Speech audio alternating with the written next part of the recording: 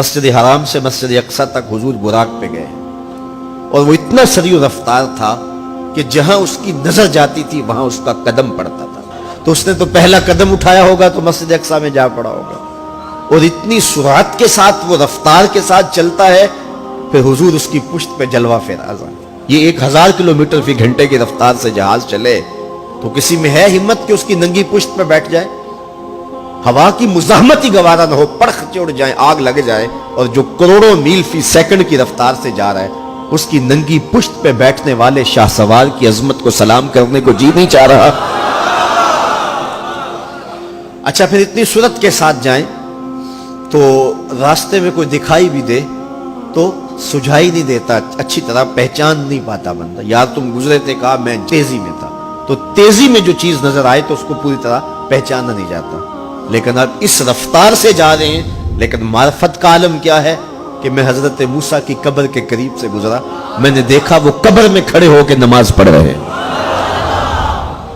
اور حضور ابھی وہاں پہنچتے ہیں مسجد اقصی میں تو حضرت موسیٰ علیہ السلام پہلے وہاں موجود تھے. یا تو یہ ماننا پڑے گا کہ یہاں بھی موجود تھے وہاں بھی موجود تھے، اور یا پھر یہ ماننا پڑے گا کہ وہ پہلے چلے گئے. اور اگر پہلے چلے گئے تو پھر کیا وہ میرے حضور سے پہلے چلے گئے؟ تو جواب آیا کہ نہیں، حضور علیہ السلام تو اپنی رفتار سے جا ہی نہیں رہے تھے. حضور تو جا رہے تھے براق کی رفتار سے، اور حضرت موسیٰ گئے ہیں نبوت کی رفتار سے. براق بہت سریع ہوگا لیکن نبوت سے سریع نہیں ہو سکتا، اس لیے حضرت موسیٰ پہلے پہنچ گئے. یہ ایک مرحلہ مکمل ہوا.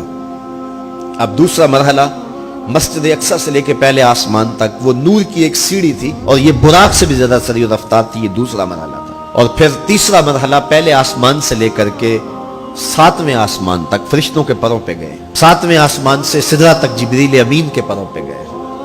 یہ چوتھا مرحلہ تھا، اور ہر مرحلہ پہلے مرحلے سے سریع تھا.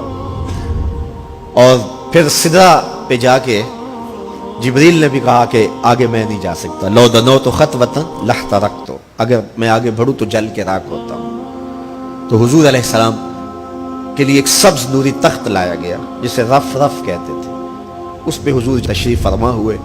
پھر وہ کس صورت سے گیا؟ ان 4 مراحل سے زیادہ سریع رفتار تھا. رف رف کی منتہائی پرواز جب ہوئی تو میں حضرت کی روح سے فیض لے کے کہتا ہوں کہ رف رف کے بھی بس بس ہو گئے. اب یہ 5 مراحل اپنی انتہا کو پہنچے. اب یہ حضور کی ذاتی رفتار نہیں تھی، ذاتی رفتار اب شروع ہونے لگی. اللہ اکبر. پھر آواز آئی ادن منی یا احمد، پیارے رک کیوں گئے ہو، آگے آؤ. اللہ اکبر. اور حضور پھر اعلیٰ حضرت فرماتے ہیں کہ ڈرتے جھجکتے آگے بڑھے. کیوں؟ جلال و حیبت کا سامنا تھا، جمال و رحمت ابھارتے تھے. عبد تھے نا، معبود کے حضور حاضر ہو رہے تھے، تو جلال و حیبت کا سامنا تھا، جمال و رحمت ابھارتے تھے. آواز آئی محبوب آگے بڑھیے. حضور نے ایک قدم اٹھایا.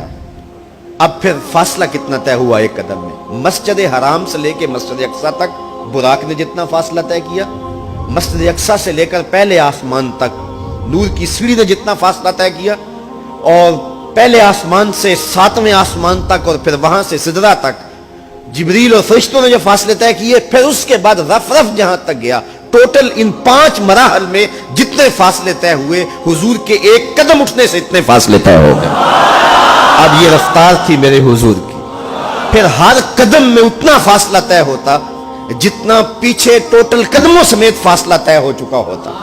اب کوئی حساب کر کے تو دکھائے. اللہ اکبر. اور پھر آواز آتی گئی بڑھ اے محمد، قریب و احمد، قریب آ سرور ممجد. نثار جاؤں وہ کیا ندا تھی، وہ کیا سما تھا، وہ کیا مزے تھے. 70,000 مرتبہ آواز آئی، اور حضور کے قدم اٹھتے گئے. پھر کہاں تک پہنچے؟ کوئی حد ہے ان کے عروج کی، بالا غل اولابے. اور اس کو میرے رب نے سفر نہیں کہا یہ ابھی میرے نبی کی سیر ہے. کیا سمجھو گے میرے رسول کو؟ اس کی سیر اتنی سریع ہے کہ تمہاری عقلیں تھک گئی ہیں، اور اگر وہ سفر کرنے پہ آئے تو پھر عالم کیا ہوگا.